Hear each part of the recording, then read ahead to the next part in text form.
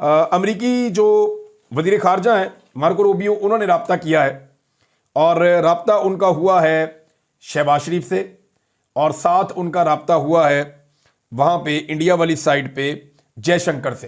यानी पाकिस्तान में वो बात करते हैं तो वजीर आजम से करते हैं, इंडिया में बात करते हैं तो जयशंकर से बात करते हैं, यानी वहाँ वजीर खारजा से अपने हम मनसब से, और जब पाकिस्तान में बात करते हैं तो हम मनसब से नहीं वजीर आजम से करते हैं। छोटा मुल्क है ना पाकिस्तान, थोड़ा पाकिस्तान को वो फॉर ग्रांटेड भी लेते हैं, तो ये मामला तो है, हमें ये बर्दाश्त भी करना पड़ेगा। वैसे भी हमने अपनी इज्जत को खुद गंवाया है, जो कटोरा लेके हम फिरते हैं पूरी दुनिया में, जो भीख हम मांगते हैं, अपनी पॉलिसीज़ की वजह से अपनी मईशत तबाह की, बेड़ा गर्क कर लिया, बार बार मुल्क में मार्शल लॉ लगाए, बार बार जमहूरियत का पहिया उल्टा घुमाया, यहाँ पे 2 नंबर लोगों को सियासतदान बनाकर लाकर लगाया गया ताकि वो एस्टेब्लिशमेंट की खिदमत कर सकें, बूट पॉलिश कर सकें, और उन नकम्मे और नायल लोगों ने इतने सारे वसाइल के बावजूद 25 करोड़ के लोगों को, मुल्क इतना ज़बरदस्त मुल्क है, 60% यहाँ पे जवान है, इस मुल्क को जो है पूरी दुनिया को उन्होंने मकरूज कर दिया। तो फिर आपकी बात कैसे वैसे हो सकती है जैसे इंडिया की बात है। इंडिया की इकोनॉमी बहुत बड़ी है, आपकी इकोनॉमी इतनी बड़ी नहीं है, लेकिन ये बात है कि अमेरिका कोशिश कर रहा है कि दोनों ममालिक अमन व अमान के साथ अपने मामलात हल कर लें और किसी जंग की तरफ ना जाएं।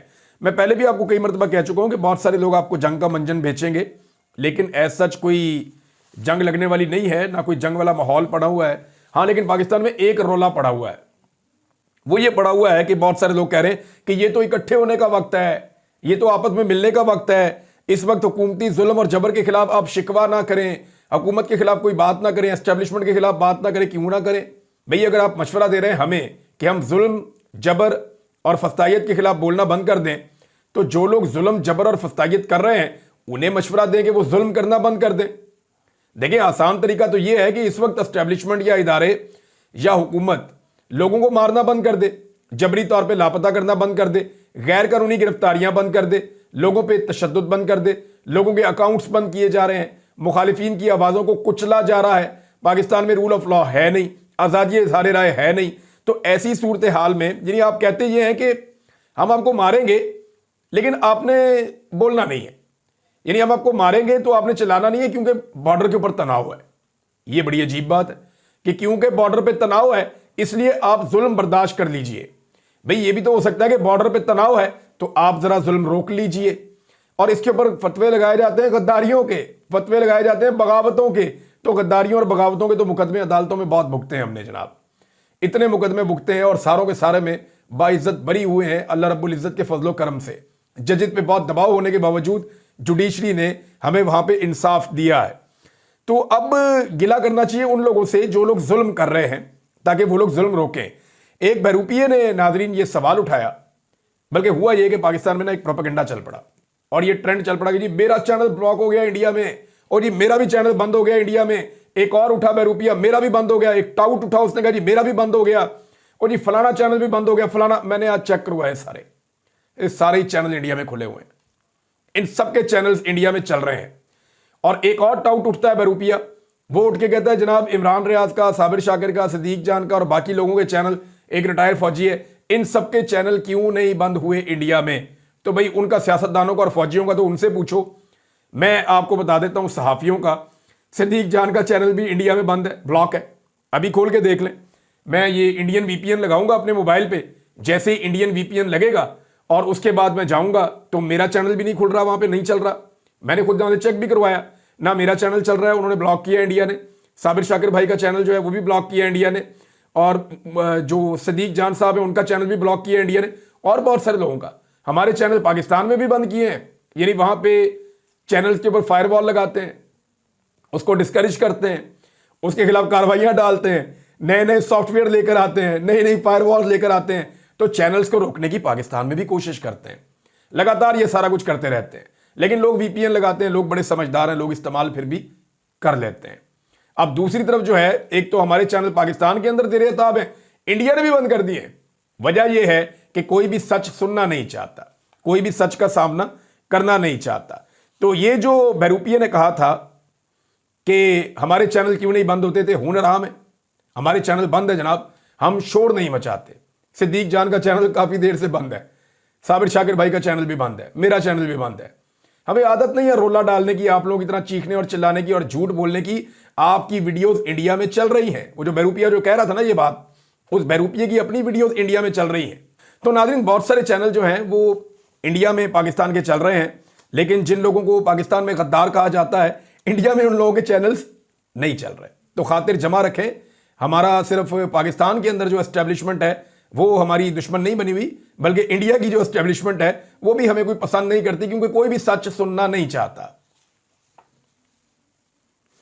नाज़रीन, अता तारड़ ने एक स्टेटमेंट दिया और इनको अंदाजा ही नहीं है कि एक कितनी अहम सीट पे लाके आपको बैठाया गया है, यानी इंफॉर्मेशन मिनिस्टर की सीट पे बैठाया, कोई मजाक थोड़ी है। आपके एक गलत जुमले का असर क्या हो सकता है इनको आइडिया भी नहीं है। इन्होंने मुंह उठा के आके कह दिया जी 24 से 36 घंटे में इंटेलिजेंस की मुसद्दका इतला है कि इंडिया अटैक करने वाला है। सारे दुनिया के मीडिया ने रिपोर्ट कर दिया। मैंने भी आपको बताया कि ये इन्होंने कह दिया है, या आज रात हमला हो जाएगा या कल रात हमला हो जाएगा। 24 से 36 घंटे का तो यही मतलब है। तो वो तो 48 घंटे से भी ऊपर गुजर गए, बल्कि अब तो जो है वो उससे ज़्यादा टाइम 50 घंटे से भी ऊपर हो गए हैं, लेकिन वो हमला नहीं हुआ। अच्छा हुआ कि हमला नहीं हुआ, लेकिन पाकिस्तान की जो स्टॉक एक्सचेंज है उसका भट्ठा बैठ गया। ये इंफॉर्मेशन मिनिस्टर की एक बोंगी की वजह से या उनके एक स्टेटमेंट की वजह से उन्होंने स्टॉक एक्सचेंज को वाड़ के रख दिया और ऐसी की तैसी फेर दी, तबाही फेर दी। ये नाजरीन इनकी टोटल अकल है, इनका टोटल फहम है। ये इमरान खान से इतना घबराए हुए हैं कि इन्हें कोई और चीज़, कोई और बात समझ ही नहीं आ रही। इसको भी एक अपॉर्चुनिटी के तौर पे ले रहे हैं कि शायद अवाम में हमारी कोई जगह बन जाए, इसी बहाने बन जाए, कोई जंग के बहाने ही बन जाए। और जंग बड़ी खौफनाक चीज़ होती है, ना जंग इंडिया ने लड़नी है ना आपने लड़नी है। ये मैक्सिमम भी होगा तो ये होगा कि इंडिया एक अटैक करेगा पाकिस्तान के ऊपर अपने लोगों को मुतमईन करने के लिए, वहां जाके रौला डाल देंगे, असी ये कर देता, हमने ये कर दिया, हमने वो कर दिया, हम जीत गए, हम जीत गए, हम जीत गए, रोला डाल देंगे। इसी तरह ये कोई जवाबी कार्रवाई कर देंगे और ये पाकिस्तान में रोला डाल देंगे कि जनाब हमने ये कर दिया, हमने वो कर दिया, हम जीत गए, हम जीत गए, हम जीत गए। तो वो भी रोला डाल देंगे, ये भी रोला डाल देंगे। ये अपनी आवाम को खुश करने की कोशिश करेंगे, वो अपनी आवाम में ये सौदा बेचने की कोशिश करेंगे।